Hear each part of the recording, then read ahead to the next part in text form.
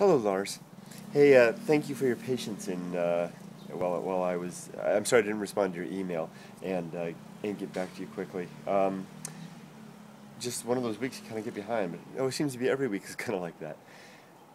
Your message really gave me a lot of food for thought. I have to confess that I do have a bias that, sorry for the noise, I do have a bias which is that I think everything is adaptive. But your message is giving me some things to think about with regard to how, especially, and also the message that I was reading before by Sebastian. Another friend of mine. He basically was writing and talking about. He sent me a link in Wikipedia about some of the biological roots of religion and how the mind, when humans achieve consciousness, when consciousness was achieved for other reasons, we had to deal with the dilemma of being able to apprehend our own mortality and come up with systems of belief to explain away and comfort ourselves, to find ways for humans to work as a group together and have allegiance rituals, in which people could proclaim their allegiance to the group through rituals and gain benefit from membership in the group, but they first had to prove themselves in terms of certain rituals, and religion being one of those. And this whole thing is, Sebastian's message as well as your message is really kind of opening my eyes to the idea that maybe my ideas that everything is adaptive may be short-sighted. That maybe there were events that occurred. Maybe the winking on of consciousness in our brains that has given rise to something that's different, and maybe behaviors and thoughts that aren't necessarily relevant to that. I mean, the stuff that we're talking about now, you and me and Sebastian, the stuff we're talking about now. I mean, is this adaptive stuff?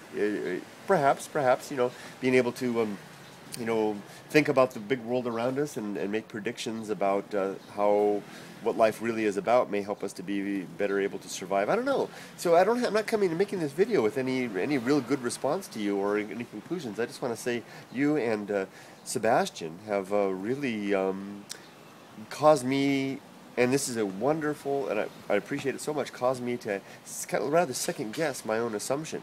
Because I have one of the premises of my life is this concept of the original thought. I don't think human beings are capable of the original thought because everything that we do is adaptive and relevant to our survival. And the original thought may not be the first thought, but a unique thought, truly unique thought. And maybe I'm wrong about that. I really liked your thought about behaviors piggybacking on adaptive behaviors. The giggling. Ooh, great observation, by the way, about giggling being a way for a female to show warmth and I don't think you said it quite that way, but I think that's what you were intending, showing warmth and interest in a male without necessarily arousing the attraction of other males as overt laughing would do. I mean, definitely the case. I mean, you hear I've been in a bar, you hear a young pretty thing laughing out loud, all the all the guys in the room turn around and look, right? I mean, that's not good. That's going to put the dude she's talking to ill at ease, and although it may draw more into the fray, she may not. Giggling is a way to maybe secure allegiance without at the expense of bringing in more competition. And I really like the distinction you made between any female can find a dude to get her pregnant, right? That's a great thing you said. But really what she's after is a guy that's going to help her to raise those children. I mean, these distinctions are just what we need, what I need to help keep my thinking honest and or at least maybe if not honest. I don't lie. I try not to lie. I make a lot of mistakes, but help me to avoid the gross and most blatant mistakes. And I'll tell you, it's tough because friends like you send me links. Sebastian sent me some links. It's a video response before this one. Sebastian sent me some links. I mean, really, and it's in the description stuff. Really blew my mind. It's the kind of stuff that you read that stuff and you read what's going on in the professions. The professionals by professional scientists. I'm just a dude with a camera with amateur training in science. You read what the professionals doing, and it almost makes you want to shut up. Not you, me. It makes me want to shut up for the utter astonishment and how ignorant I really am. But really, I guess that's the process, right? I mean, you got to carry on and try to couch what we say with as much caution as we possibly can, and be open to receiving new influences from friends, and I really do value the time that you've taken to share with me. So, John, I'm going to go ahead and thank you. And I want to look one more time at that photo, Lars, that you sent. That was a great photo. So, Portugal, eh? Portugal. Beautiful, beautiful. Kind of reminds me of the Pacific Northwest in the United States, where I spent time in college. Beautiful scenery there. Well, anyway, thanks for sharing. thanks for sharing about your own personal inclinations towards society. It's interesting that you shared one of my videos with your wife, and that she could relate. I guess we're a community, aren't we? In a way, yeah. We're a community. What is it they once someone said? You'll laugh at this. You know, someone once told me. I read this in a book. Someone said that this is about the Japanese. They said if the Japanese ever had an anarchist movement, it would be the best darn organized anarchist movement ever. And that's so true.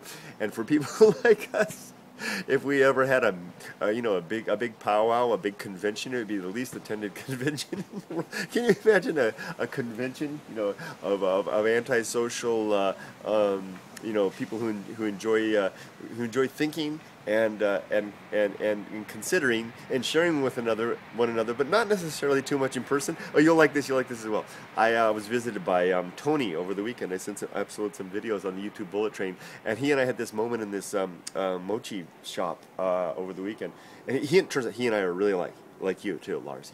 We are three of a feather, and I'm sure there's so many of us. And he and I were sitting in the mochi shop, and we kind of had this heart to heart. We were saying, it's kind of nice. We're the kind of guys. It was hard to be open like this, but because you don't want to insult the guy, and he didn't want to insult me. But it's kind of it's nice to be together, to spend an afternoon together, but it's not easy. Because it's fun to do, and it's stimulating, but it's not easy. It's easier to do it over long distances. And we try to talk about it, and we think that it's because we're both very concerned about the other person's sensitivities, to not ignore them, because we know that our inclination is to basically go elsewhere with our minds, and we don't want to ignore the people. So we have to spend a lot of time thinking about their needs and their concerns, and it's very tiring. It's very exhausting, isn't it? But in no way reflects our lack of interest in the people or anything like that. It's a very curious thing. I really enjoy your messages and hearing from you. And say hello to your wife and daughter. And thanks for sharing my videos with other people. I really do appreciate it. Sorry for my late response. It happens when I just sometimes I need time to think. And you gave me something to think about. All right. Take care. Take care, Lars. Thanks so much. Bye-bye. Take care for now.